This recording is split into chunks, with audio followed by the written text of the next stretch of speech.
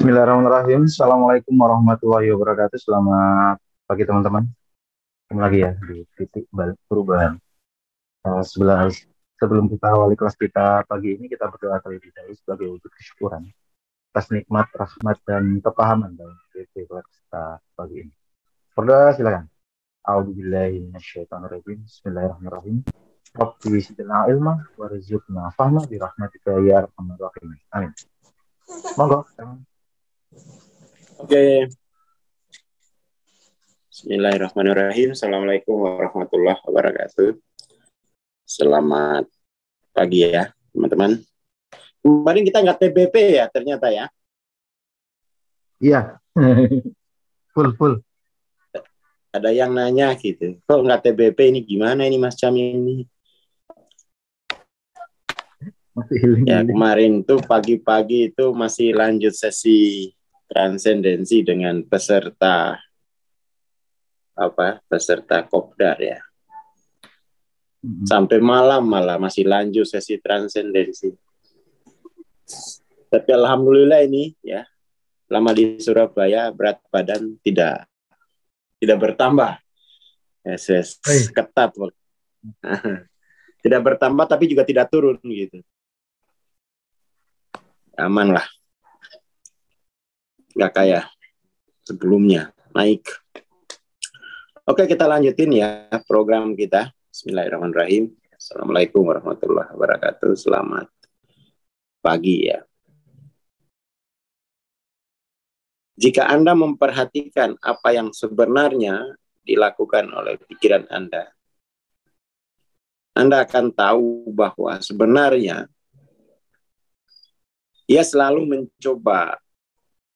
mencoba menyiapkan sesuatu untuk saat berikutnya. Dia selalu berpikir antisipatif.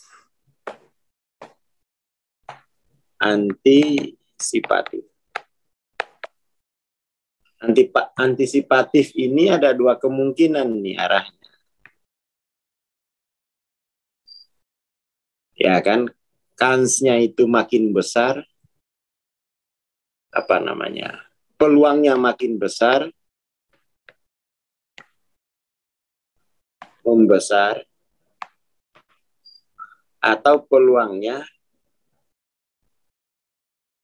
makin kecil, mengecil.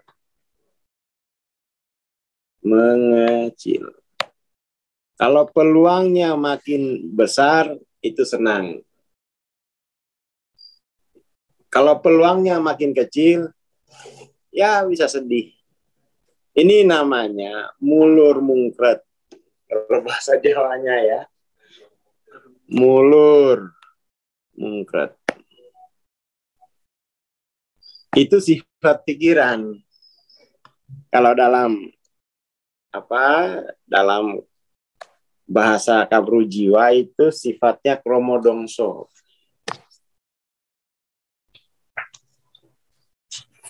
Oh, kurang keras ya. Gimana ini? Suara saya aman kah?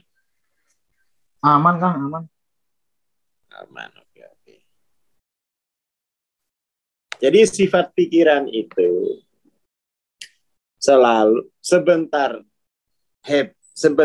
mulur, sebentar mungkret. Ya kan? Jadi kayak harga saham ini. Ya kayak pasar saham. Naik gitu. Kayak Redford. Ya, itu namanya antisipatif. Ya kan? Peluangnya naik, yes, ya Al-Fatihah. Peluangnya turun, astagfirullah. Jadi, ya seperti itu sifatnya. Makanya dalam kajian Suryo Mataram, kalau jiwa di level ini tidak akan bahagia dia. Jadi itu.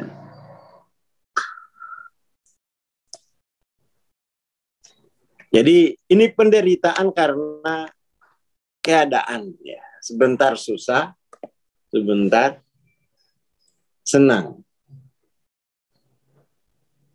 bunga susah. Itu sudah emang begitu dia. Bunga susah. Ya inilah dunia ya. Dunia itu ya seperti ini hukum dunia. Maka kemudian tuh dari keadaan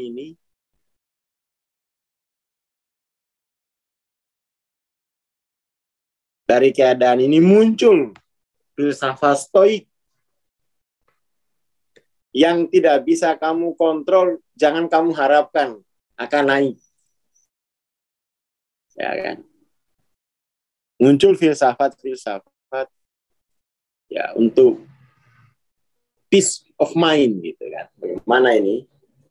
Pasang surutnya pikiran itu tidak terlalu dalam jurangnya. Dia begini. Wah, ya. Terus ujung-ujungnya scam. Ujung-ujungnya scam. Aduh. Seperti itu. Ya tapi itu di level 400 memang begitu. Jadi memang seperti itu. Ya ini harus dilampaui. Harus dilampaui.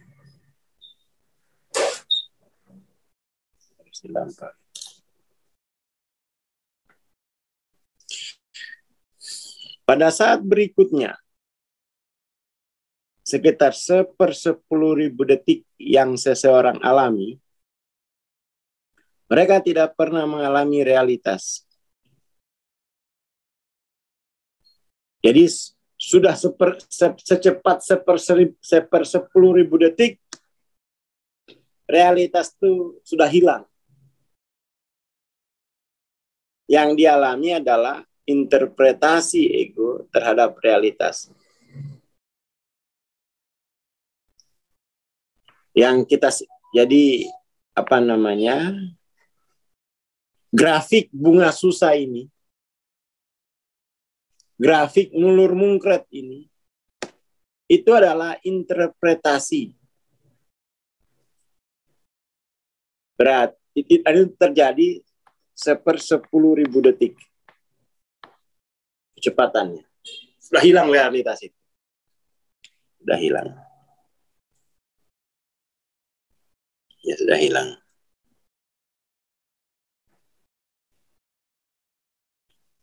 Seperti itu.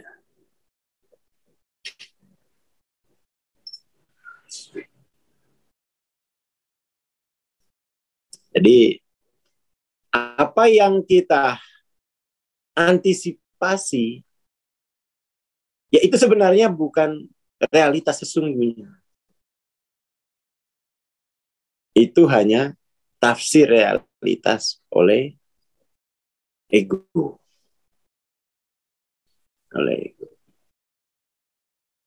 Tapi kita, ya itu dinamika dunia memang begitu ya. Makanya cost-nya tinggi. Cost-nya tinggi. Seperti sistem audio. Ada sebuah monitor. Jadi ibarat Anda merekam program, monitor memasukkannya ke dalam telinga Anda. Anda mendengar apa yang baru saja direkam sepersekian detik yang lalu. Tetapi Anda tidak mendengarkan sumber programnya. Anda mendengarkan apa yang baru saja direkam.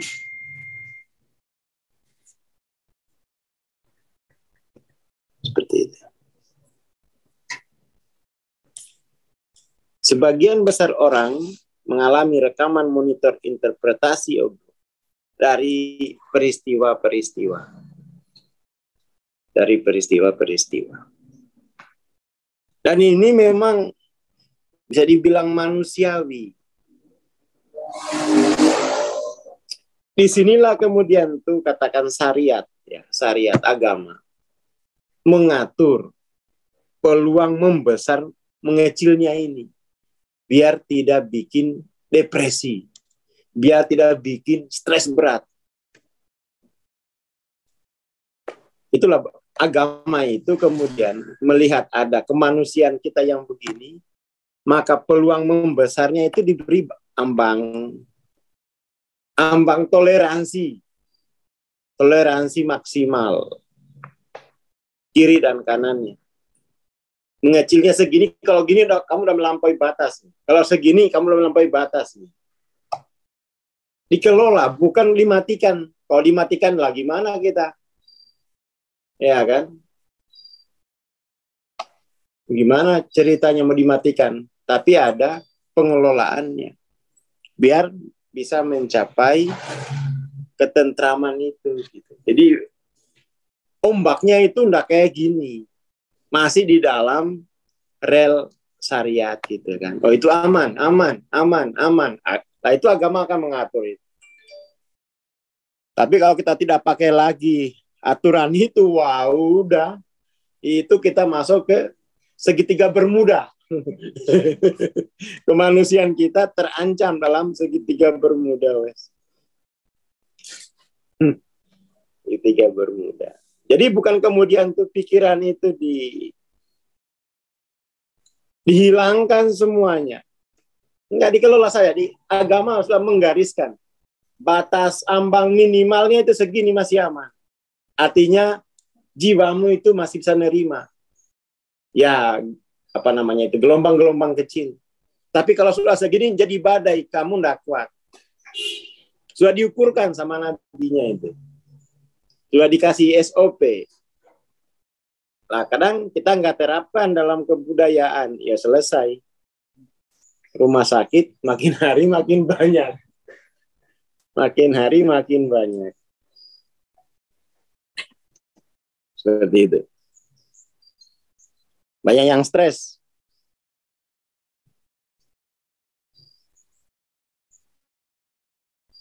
Ini ada apa ini? Hadis ya? Atau apa ini? Atau perkataan ulama apa ini Mas Imam ini? Kok nggak ada keterangannya ini? Atau ini kalamnya Mas Imam?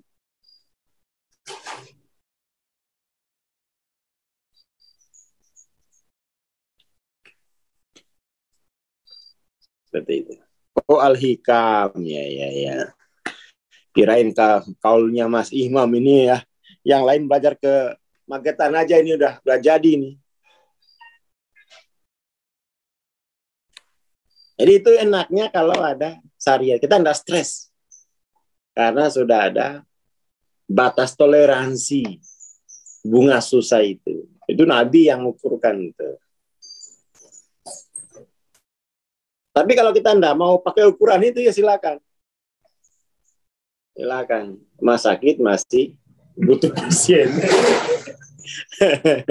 Sakit masih butuh pasien.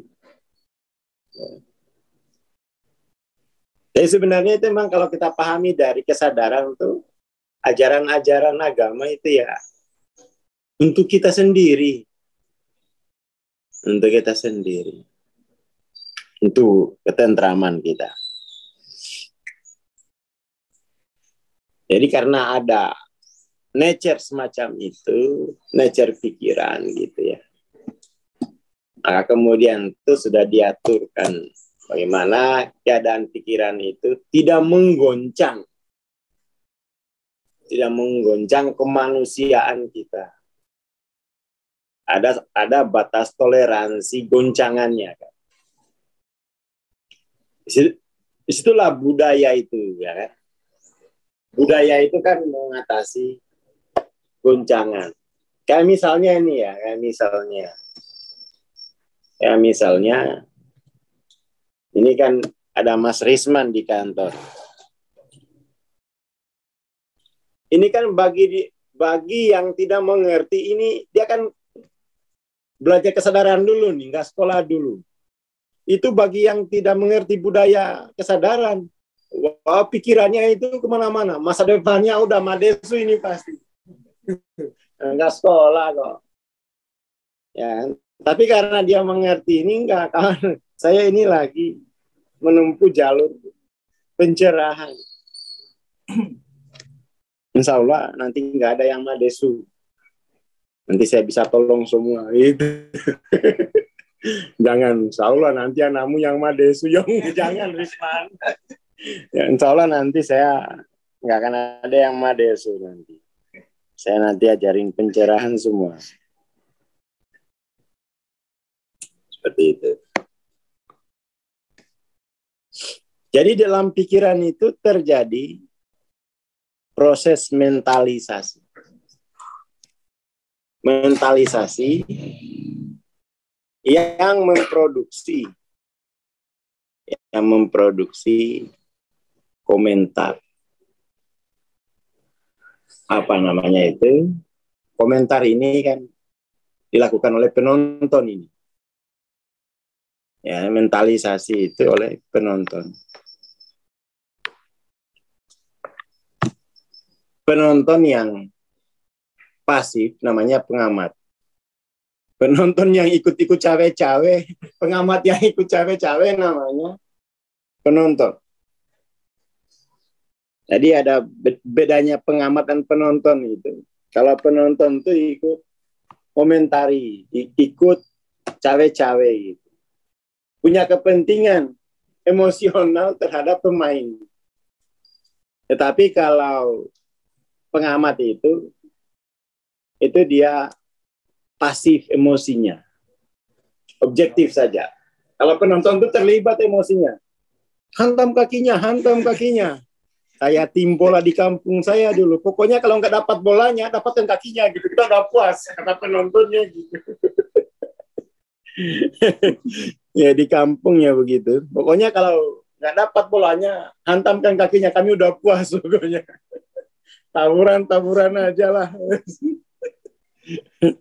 Jadi kadang-kadang main bola di kampung itu sekaligus ajang balas dendam. Soalnya dulu pacar saya diambil dia. Ya. Wah. Tolong patahkan tuh betisnya. Biasa itu di kampung begitu.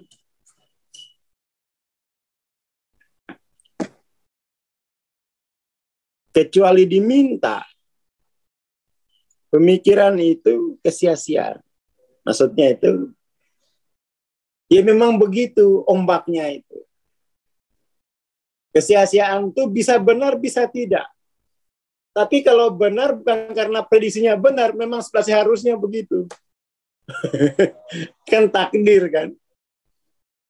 Jadi kalau benar prediksinya memang tanpa diprediksi pun juga sudah akan terjadi begitu gitu.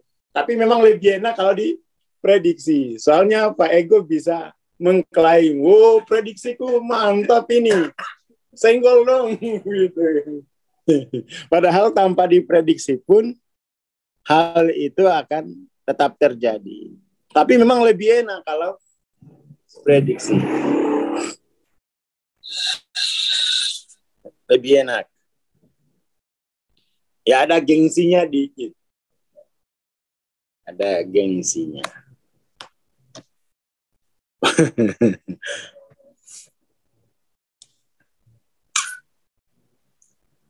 Jadi hal semacam itu ya prosesi tak berkesudahan. Rasionalisasi. Pemrosesan ulang. Evaluasi. Penilaian halus. Tempat pemikiran diberi nilai atau kadar kepentingan. Melalui signifikansi semu karena dianggap milikku. Ego terpikat oleh drama. Ego terpikat oleh drama. Kemarin ada teman saya tuh ya, ada teman saya di IG. Mana tuh ya, dia ada buku bagus. Bukunya itu ini. Mana tuh ya? Oh ini. Mana itu ya?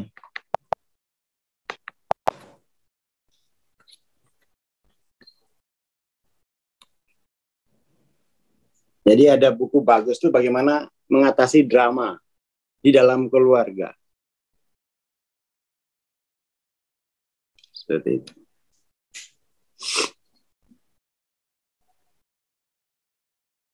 Dan itu drama itulah yang kemudian tuh dianggap sebagai karakter sentralnya.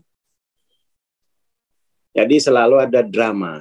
Kemudian dramanya ini, kalau dimensi ketiga itu dramanya itu serem, hidup atau mati. Kalau drama dimensi keempat nggak hidup atau mati. Menang atau kalah, tapi itu statusnya game. Simulasi. Permainan. Jadi diturunkan levelnya menjadi permainan.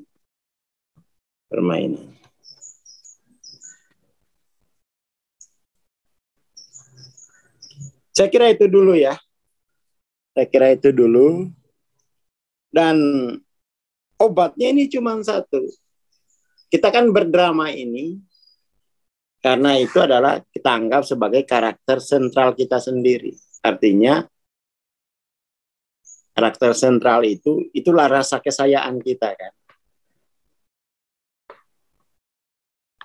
Rasa kesayaan. Dalam rasa kesayaan itu ada yang disebut dengan tujuan, purpose. Ada makna dan tujuan. Maksudnya makna dan tujuan itu saya hidup untuk itu. Purpose itu kan hidup untuk itu artinya. Bermakna hidup hanya untuk itu. Itu purpose. Bayangin kalau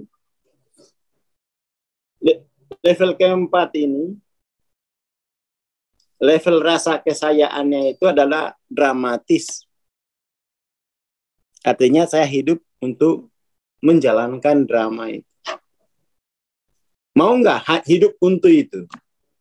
Ya nggak mau, makanya la ilaha illallah.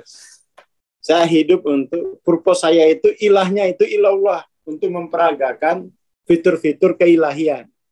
Tidak mau sebagai yang memperagakan purpose-nya itu hanya untuk, yang S kecil ini kan ada dua, ketubuhan dan sosial.